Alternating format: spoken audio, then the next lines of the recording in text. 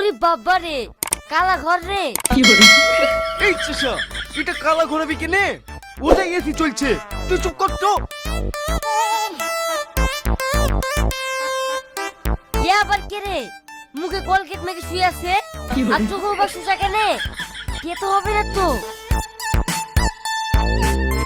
এই চুরা, ধর সুসা, যাতে চোখে দিয়া আছে ওই খেলিলে হয়ে গেল নাকি? এইসব চাষাবাসী মানুষকে সেলুনে ঢুকায় কে? কিছু বোঝে না সোজে না। আমি সবই বুঝি, অত যদি বুঝতেক না তাহলে মেয়ে ওই ছেলেটা চুল করতেক না।